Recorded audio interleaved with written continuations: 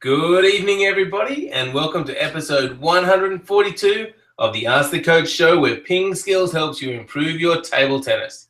Now, there are 142 staircases at Hogwarts School of Witchcraft and Wizardry. Ooh. Today, we're going to talk about blocking powerful topspins, the best player of all time, how to improve your speed, playing final sets up to 7, using a small and gentle push, and Waldner's amazing sidespin blocks. Now, I'm Jeff Plum, and with me, as always, is Super Coach Alois Rosario to answer your questions. Welcome, Alois. Thank you, Jeff. And listen, Jeff, like we've had a few suggestions, but you know the numbers, like they're really interesting. But we've had a suggestion that we should do this day in history. And what a better way to start this day in history than today is the 800 years since the sealing of the Magna Carta. So, wow, is that history or what? Wow, that is history, but I feel like I'm more comfortable with numbers. I mean, I don't really know what the Magna Carta is. Is that bad? Probably not, you know, like... yeah, so it's basically, Jeff, it's basically the cornerstone of our democratic system. So you should know. Okay, great. Love that, Alois. This day in history. All right, tell me, everybody, do you really like that better than the numbers? Just honest feedback. That's all we're after. All right, Alois. Let's see what comments we get about that. But let's now look at the last PingSkills question of the day, which was, tell us the name of your club and the best thing about it. Yes, and we had a lot of responses on Facebook, and you know, a few familiar clubs to me that I know. So one was the Nuriutpa Cats. So Kathy Lambert is a very strong devotee of the PingSkills. So Nuriutpa is up in the Barossa Valley, beautiful part of Australia for all those people watching from outside Australia. Lots of good wines, and she said, because we're a new club and a very long-standing association, we have been made to feel very welcome. So so that's great, and a lot of other feedback for us as well. So we've got Bromley TT in England, UK, very friendly, welcoming to newcomers and very willing to train youngsters. And I think it's Bodo, I'm not sure how to pronounce that exactly, BTK, which is Board Tennis Club, in northern Norway. Good environment and good training facilities. And one really close to home here, Melton Table Tennis from Glen O'Day, very friendly and inclusive club. And one that I love, Coburg Table Tennis Club, Victoria, Australia. It's like when you walk into a boxing gym, you can sense the blood, sweat and tears. The same applies to Coburg. You walk in and it feels like a professional place. So a real range. Jake says Werribee, the fact I play there. Nicole says Bundaberg. It's the number of juniors coming up and their dedicated coach, Dave.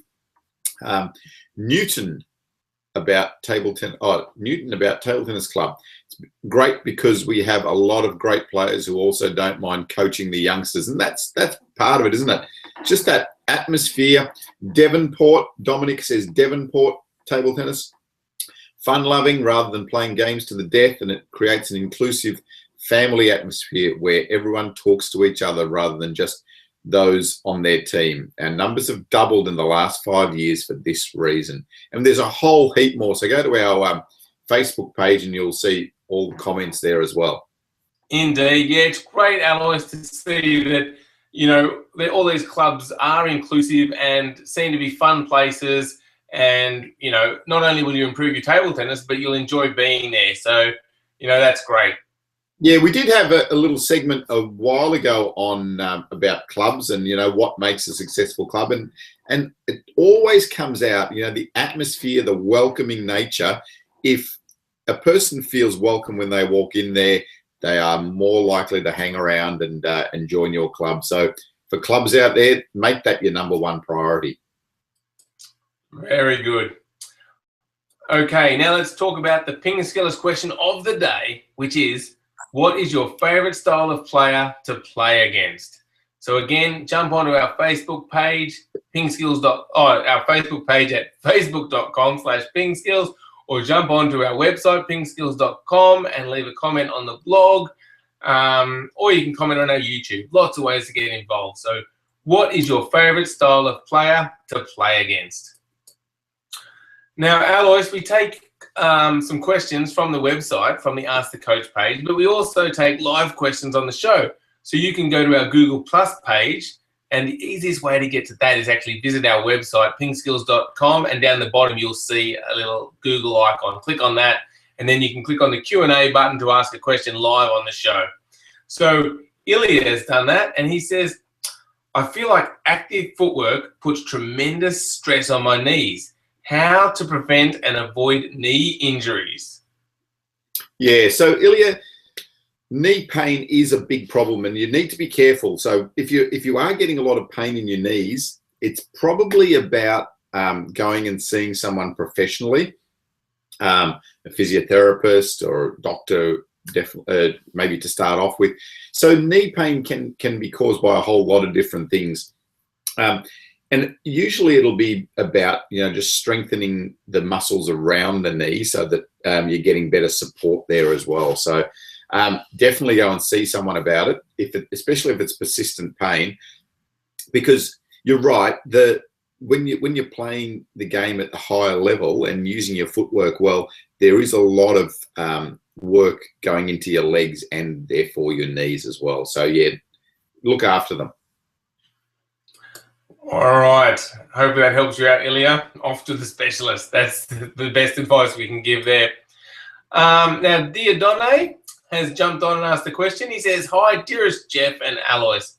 I played against a lefty whose backhand relied very much on a movement of the wrist to put in some side spin. I was impressed by the speed and efficiency of his backhand. Do you think that's something worth learning? Yeah, the side spin is okay. We've got a question a little bit later as well. We're talking about the side spin. So, yeah, it's a stroke that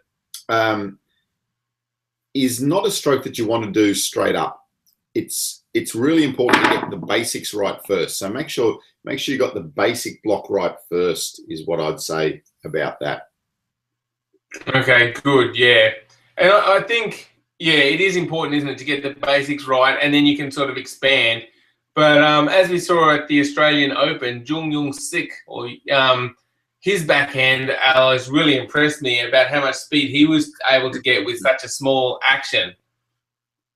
Yeah, so he utilized his wrist a lot to generate the speed and the spin. So yeah, it's a very small action, as you said.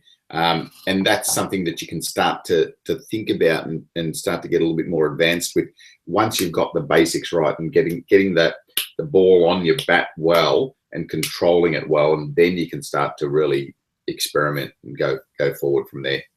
Yeah, and if you are new to the sport and working on your basics, the great place to start is on our website under the strokes and techniques section of our lessons page.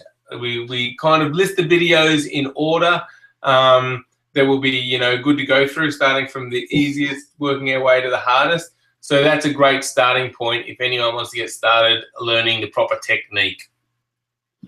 Now, Brock has jumped on and he said, how can I block a low smash that is both fast and hard? My rival has a very strong power in his strokes and he smashes really fast and hard, but it is very low also. Help me. Okay, Brocky, I'm going to point you in the right direction here. It's not about trying to return those low, fast smashes. It's about stopping them from making the smash. Once a person winds up and starts smashing at you, it's really difficult. Then you're just relying basically on a little bit of luck, your reflexes, just being able to get that bat in the right angle and blocking the ball back. But it is much more about stopping them from making that fast attack. So how are you going to do that? Keeping it low, keeping it wide, keeping it to their weaker side, doing all those sorts of things. We've got a lesson on this. It's called how do I return that smash? We'll put a link in, and you'll see there. We'll explain it to you, and you'll see the strategy that you need to combat that this player of yours. Great advice there, Alois. Now, Brock has another question. He says, who is the best table tennis player ever of all time? Waldner. Okay, there you go. And we have had this question quite a bit, and there is always a lot of discussion on that. But for us, it's Waldner. All right. Daniel Lim has asked a question, and he said, speed seems to be my main weakness. My coach says that I need to increase the tempo of my game to reach the next level. Would you have any tips on improving the tempo and pace of my game? Yeah, I think it's firstly about getting used to playing at that speed, at that faster pace. So in training, if you're doing a lot of consistency training, that's good.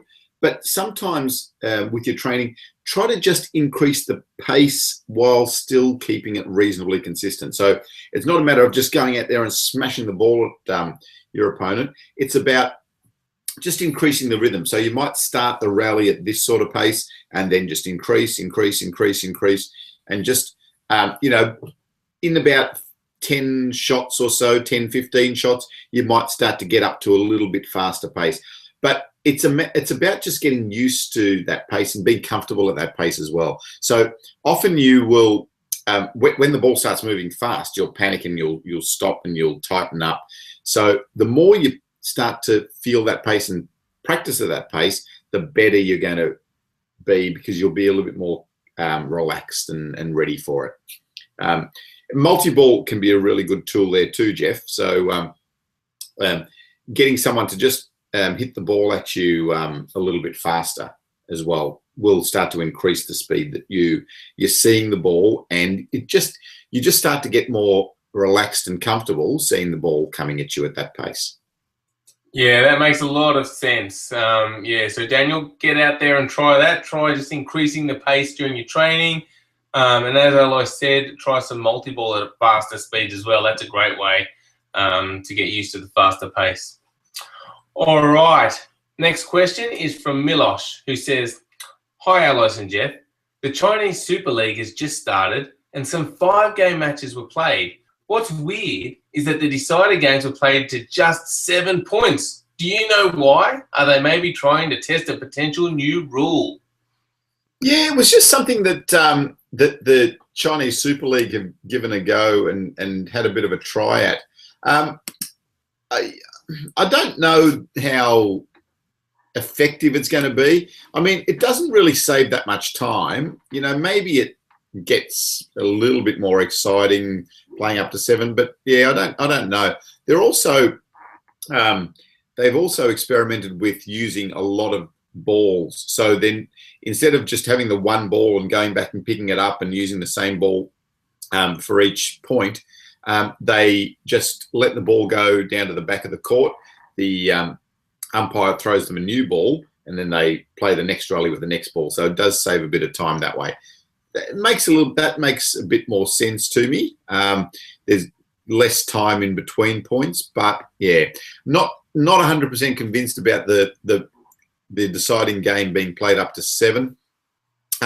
We did have a comment from Graham Ireland, who's an international ref and really helpful for us here at PingSkills. So he said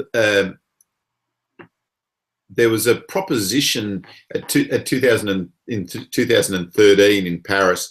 China put up the proposal and was discussed, but no decision was made at the time, and it was deferred for future submission. So that was about the balls not being picked up and using different, like a different ball as well. And their rationale was that in recent years, table tennis competitions are becoming more attractive to the audience, and the playing courts have been enlarged as well. So especially in the semi-finals and finals of important international competition. As the courts are getting bigger, it takes longer time for the players to pick up the balls. Therefore, time is wasted and the audience might feel bored. So during important matches with TV broadcasting, it's using more than one ball in one game can save the time picking up balls and shorten the period of the game. So yeah, that's the rationale behind it. But behind a couple of those rules, I don't think the games up to 7 will come in. Maybe the use of several table tennis balls may, a la the tennis system where they have a whole lot of balls going in the one match. So yeah, interesting stuff. Chinese Super League. It's great that they're trying new things. Like table tennis. It is like, I think 10 years ago, 20 years ago, it was very, very staid. I mean, there've been a lot of rule changes in the last 10, 20 years, 10, 15 years really. But it's good. I mean, just experiment. Let's see if we can make this game even better. Yeah, look, games up to 7 is our attention span so short that we can't even cope up to 11, and we've got to make it shorter in the deciding set. I don't know, Alois. I think bring back games to 21, get people concentrating for longer. We need to have longer attention spans. We can't, yeah, we do, but we can't go back to games up to 21, Jeff. Like games up to 11 are great. Like it keeps the attention of the audience. Yeah, but yeah, I think games up to 7 is pushing the barrow a little bit too far. You're right. But yeah, I love the games up to 11. Keep it that way, guys. Dear. No. Bring it back 21, longer attention spans. I think I'm gaining a bit more support. I thought I was way outnumbered, but lately I've been getting a bit of support for this, games up to 21. So, yeah, I think we should push it a bit more. Yeah, I think, I mean, have a look at kids today. Like they can't even hold their attention for 3 minutes. Like, you're not going to get them to watch a game up to 21. It's all about the TV. It's all about capturing the market, capturing the audience. No, I don't know. I think going against the trend, it'll come back. Longer attention spans and things are coming back. Mark my word. All right, let's move on. Diodones jumped back on and asked another question, Alois. He says, hi again.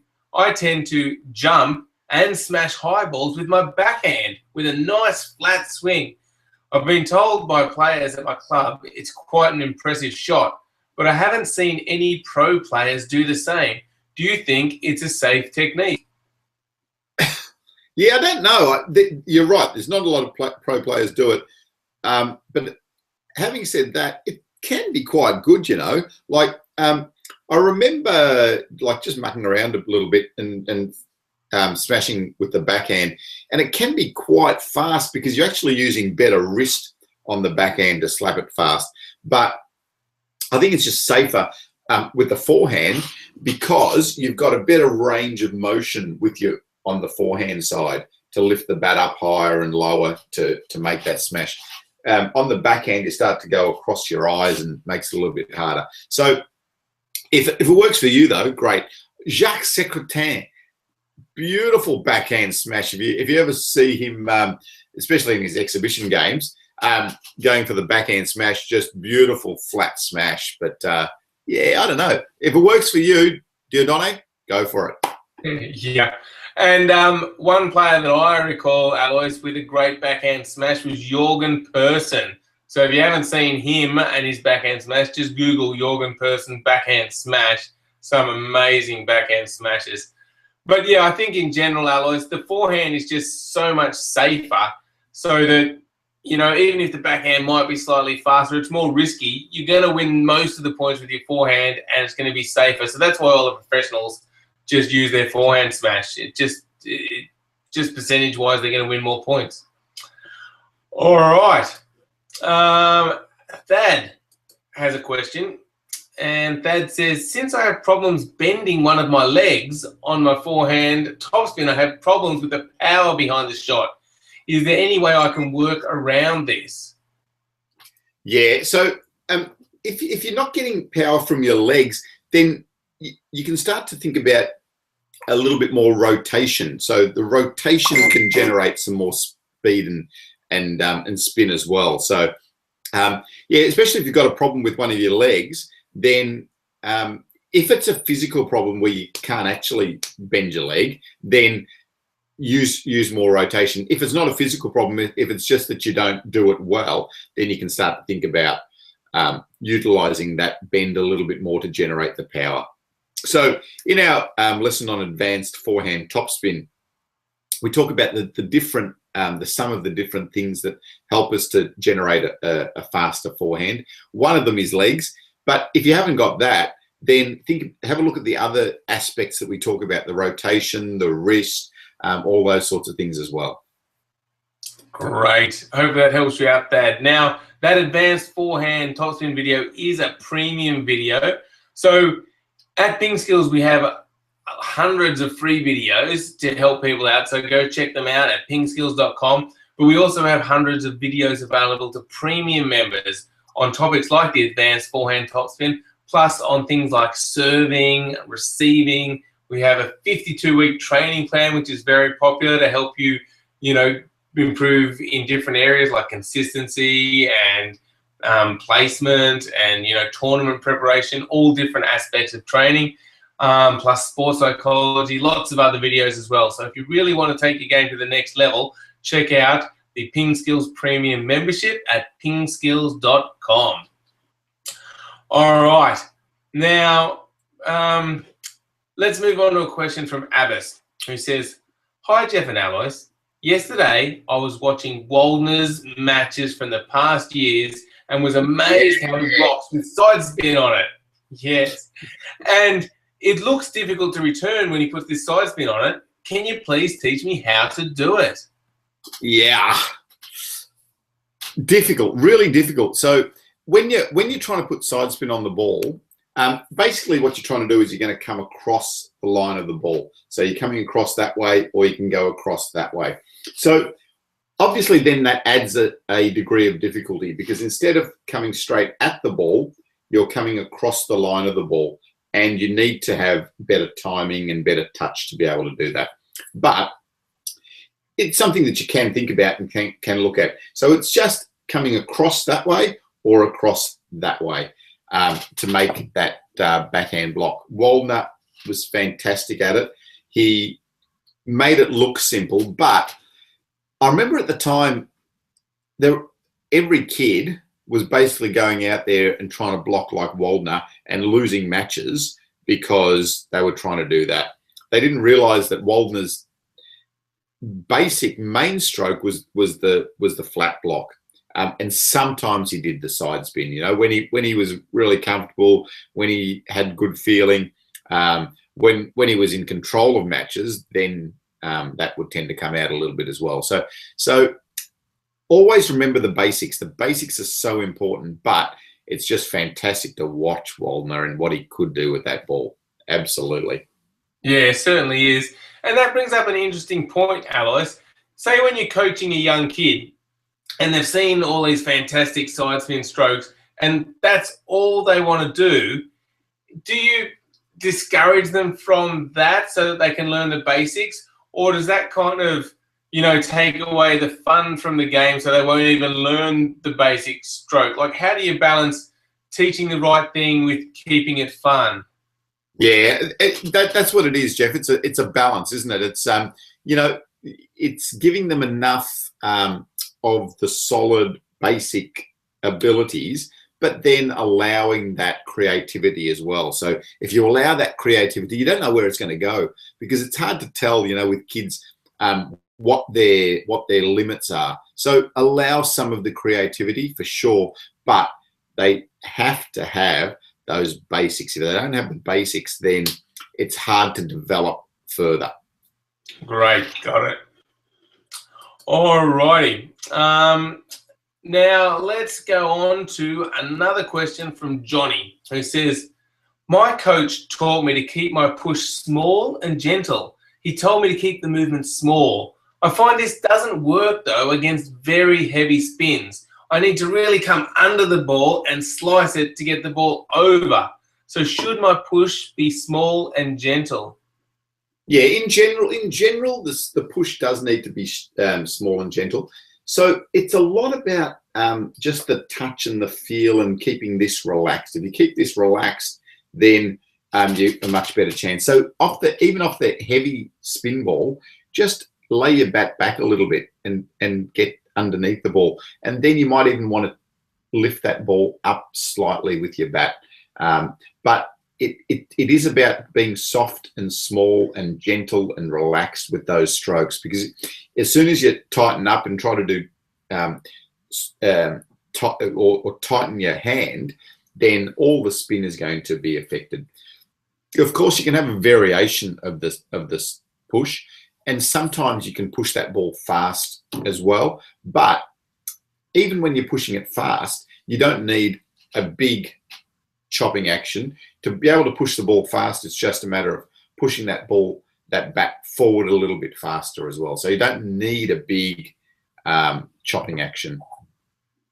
Yeah, so I guess it just takes experience against these heavy backspin balls. So, Johnny, a good way would be to see if you can get someone to serve you a lot of heavy backspin serves, you know, like maybe 100 in a row, and just practice pushing that ball back.